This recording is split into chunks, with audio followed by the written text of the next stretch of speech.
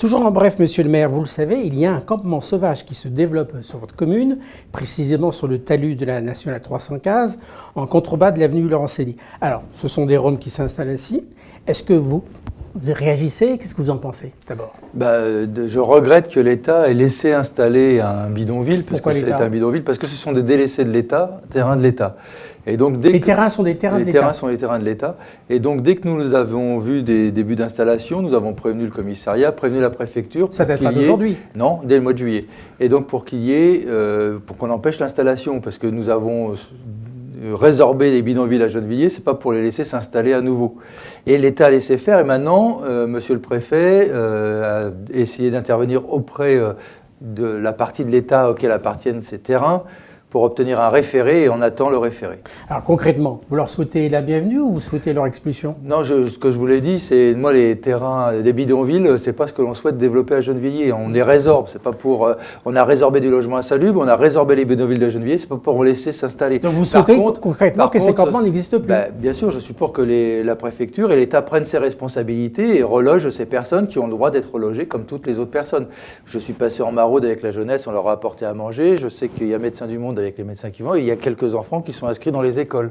Donc nous faisons tout ce qui est d'ordre humanitaire en leur direction. Par contre, je ne souhaite pas le développement d'un bidonville à Gennevilliers et je souhaite vraiment qu'il soit résorbé. Alors, est-ce que votre responsabilité est engagée? Parce qu'il y a des risques importants, il y a des parents, il y a des enfants qui errent le long de cette voie rapide. Moi, j'ai averti l'État que ça me semblait incongru qu'on empêche des camions de rentrer dans Paris pour la pollution et on laisse des enfants et des adultes vivre au bord d'une autoroute avec toute la pollution que ça génère.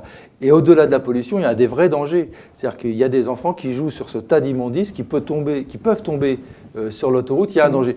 J'ai dit au préfet que j'allais prendre un arrêté pour fermer ce tronçon s'il ne réglait pas la question. Alors forcément, c'est plus une menace qu'autre chose, parce que je n'ai pas le droit de prendre d'arrêté sur une voie nationale. Mais ça fait partie des éléments de discussion que j'ai avec monsieur le préfet. Bon, mais rien n'avance. Monsieur le préfet me promet une action dans les 3 à 4 prochaines semaines. Et comment réagissent les Gennevillois? Ils s'adressent à vous? Oui, bien sûr. D'abord, ils s'inquiètent. Il y a des réactions diverses. Il y a des réactions que je n'aime pas beaucoup parce qu'elles ne sont pas très gentilles avec ces personnes qui sont au bord de l'autoroute. Par contre, il y a des réactions assez normales que les gens ne veulent pas voir se développer des bidonvilles à Gennevilliers. C'est une première réaction. Deuxième réaction, ils ne veulent pas voir qu'on laisse des gens dans de telles situations, vivre sur des tas d'immondices et en situation extrêmement précaire. Donc les Gennevillois souhaitent qu'il y ait une intervention de l'État pour traiter dignement ces personnes. On y reviendra. En matière de santé, vous êtes dessaisi de certaines compétences et en plus, votre budget va encore subir les baisses de dotation de l'État. Alors, monsieur le maire, pensez-vous pouvoir maintenir une offre de bon niveau ou est-ce que vous songez déjà à faire des économies en matière de santé? Alors, nous ne sommes pas dessaisis de la compétence santé parce que ce n'était pas une compétence forcément dévolue aux communes. C'est dans le cadre des compétences générales. Oui, mais le territoire et le Grand Paris vont s'en occuper maintenant. Non, pas forcément. La compétence santé n'est pas transférée.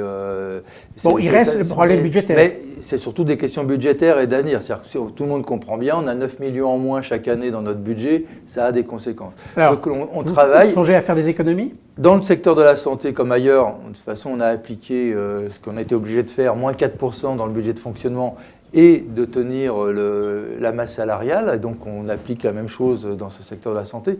C'est surtout ce que je souhaite, c'est qu'on puisse pérenniser et améliorer, pas seulement être sur la défensive à cause de nos difficultés budgétaires.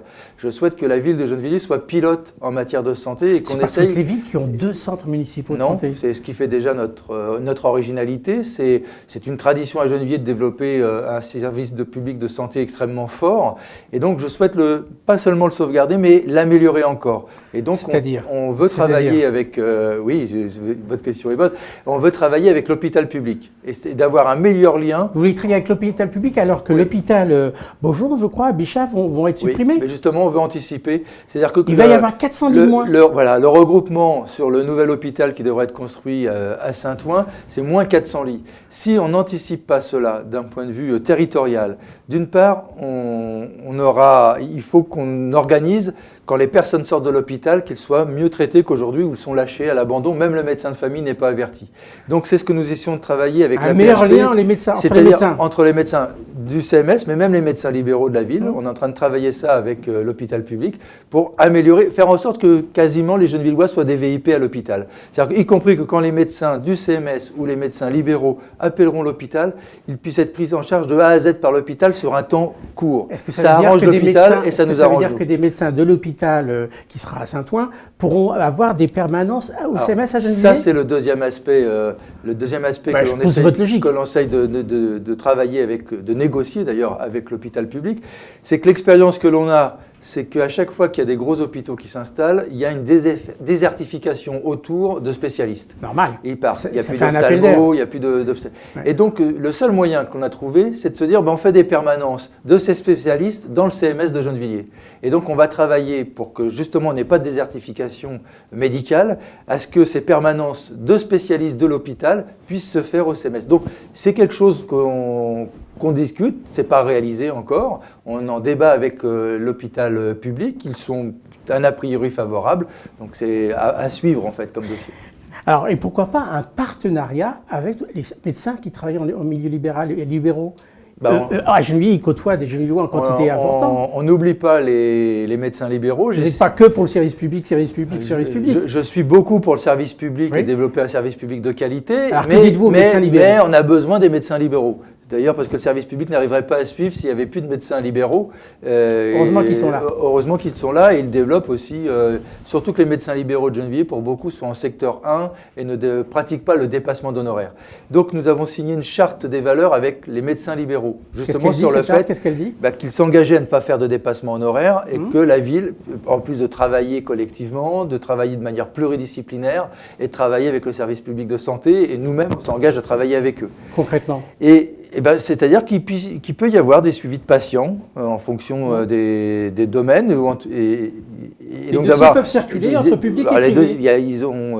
Entre médecins en tout cas, parce qu'il y a quand même le secret médical qui doit être entre médecins maintenu, qui travaillent au CMS. Et puis entre différentes catégories, et puis de travailler y compris avec la recherche, de continuer à ne pas stagner, mais de s'ouvrir à la recherche et à l'accueil de médecins internes.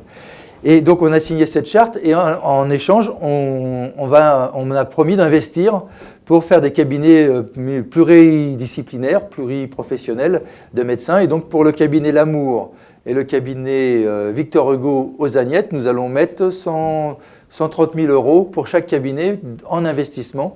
Et d'ailleurs, on a rencontré le préfet sur la politique de la ville pour rajouter aussi de l'argent. Donc ces deux cabinets vont toucher des subventions publiques et de l'État et de la ville pour pouvoir s'agrandir et avoir un développement pluridisciplinaire. C'est une bonne chose pour les Gennevillois parce que ça nous permet de maintenir l'accueil de jeunes médecins. On arrête là, on se retrouve dans 2 semaines. Toujours en bref, monsieur le maire.